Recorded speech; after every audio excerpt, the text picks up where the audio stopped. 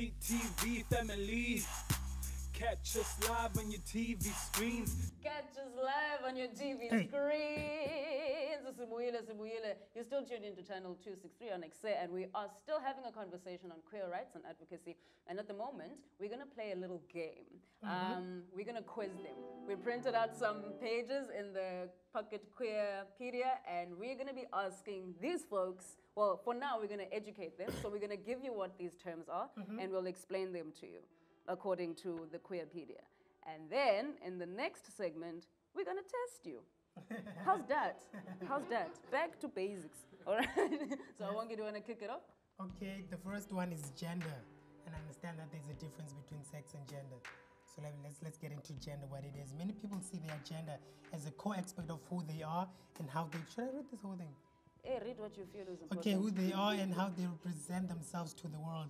Gender is a social and cultural construct. This means that we understand that it means to be a man, a woman, a non-binary person. Changes over time, depends on the cultural and the social practices. These cultural and social practices tell us that different characteristic ways of dressing, acting, as understood as belonging to a specific gender, but changes over time. Yeah, that's just about it. That's just about, you got it? Yeah. Okay, great. So we're going to talk about gender dysphoria.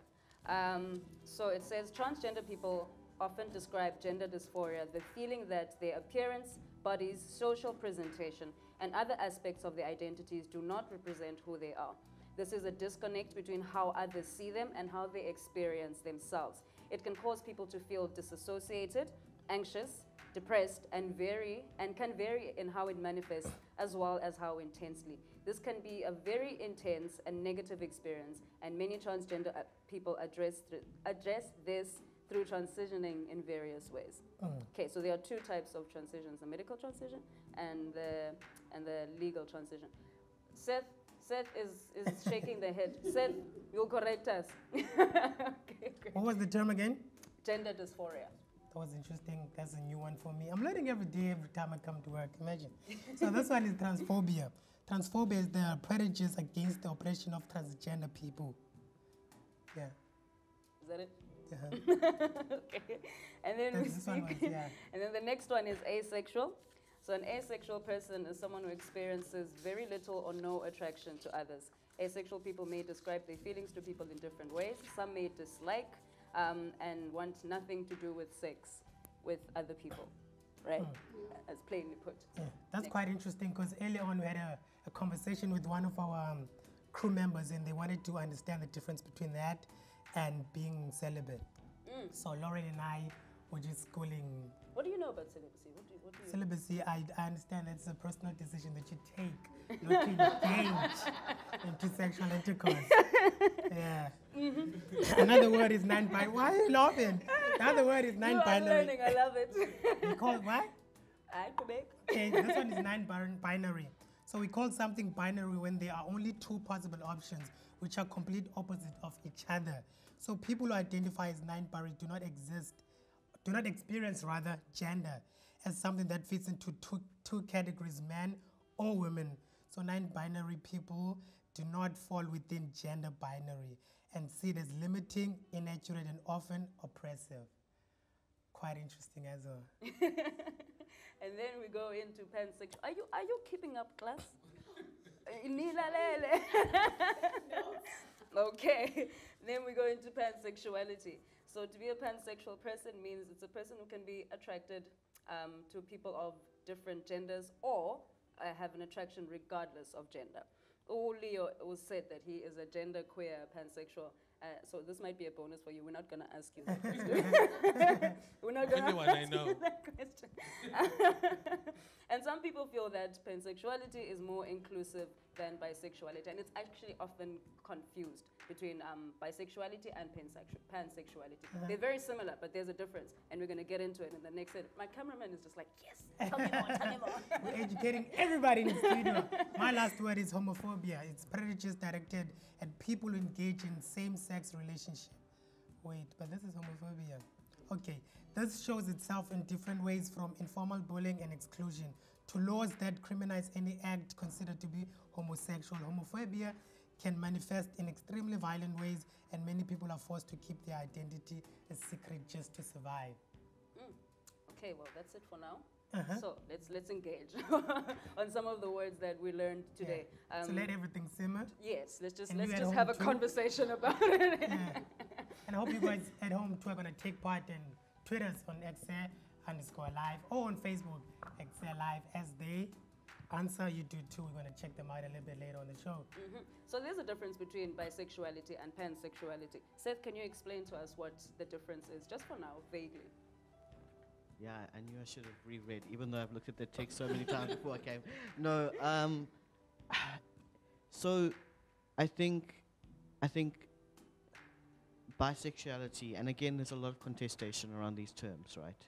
But bisexuality, for me at least, the idea is like I said, like me and not like me that I'm attracted to.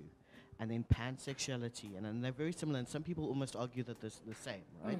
But pansexuality puts all the emphasis on, I don't care about your gender, I don't care about what's in your pants, I care about the person and however they present and how they identify, etc., is irrelevant because I'm looking for personalities, essentially. And obviously, it doesn't exclude physical things that you're attracted to, but it's not attached to gender and sex and all that. Lemonade's burning down there.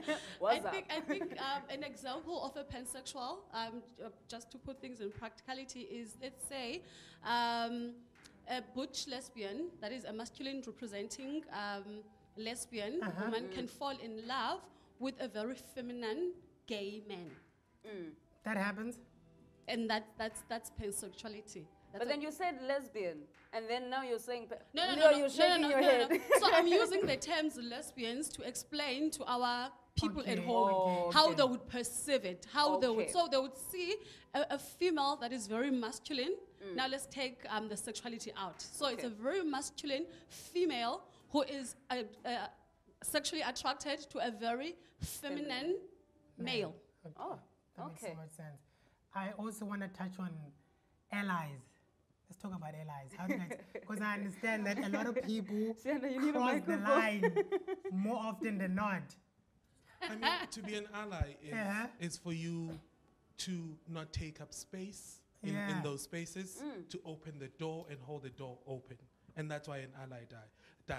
I mean, like you speak when nobody is speaking in a room where, you know, it's all and then, you know, these homophobic things start coming up. That's where you say, no, James. Okay. This is not it. This is not the conversations we have. This is not how we become. This is not what Amadota are supposed to be in the true sense of being in North. So those are the things. That's what being an ally is. It's like when you're sitting in a boardroom, you know, when you're interviewing somebody, when you see that the reason this person is being excluded because of how they identify or their sexual orientation, like, no, hold up, chief. No. You know, that's not an exclusionary checklist just because somebody's different.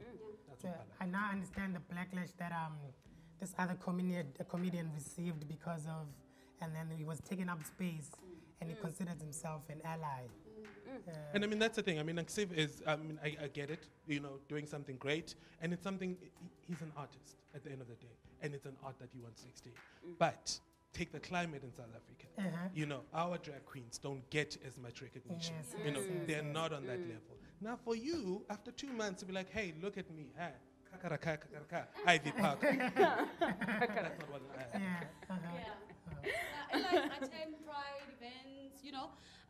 Allies are not necessarily friends because sometimes you do have, you know, a friend of yours that understands your sexuality, but then would come back and say, "But I would not want my son to be gay," and you're like, "Okay, what? What's you know, up? what's up? You know, I understand. I'm all for LGBT rights, But not my son, not my daughter. You know, In that's fact, not on taking up space, how do you not, as an ally, take up space? Because you can advocate so much, and then you do not know that there's a boundary here, and then you cannot cross this line because you can only do so much. This is only so much reach that you have. How do you navigate being an ally without bordering on problematic and taking up too much space? I think it comes from a point of understanding, because you can't, you have to understand first and be informed, you know, before you can, because, I mean, really, you can't just take up space or in an environment that's really much not allowing, where you come from a place that's not informed and you don't even know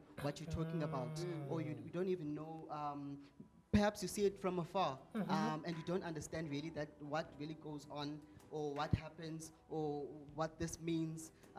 For example, I have friends who are strictly heterosexual, but they don't judge, or they sit in spaces of their own, but around these topics, and try to educate each other. So I believe someone like that would be an ally for me, because I'm being represented in a space where I'm not even there.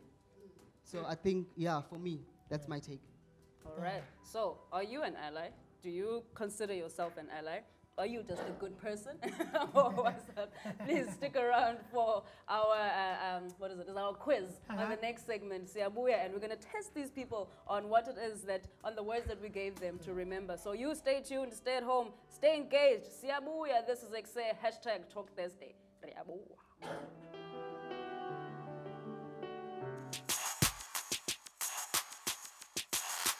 CTV family, catch us live on your TV screens.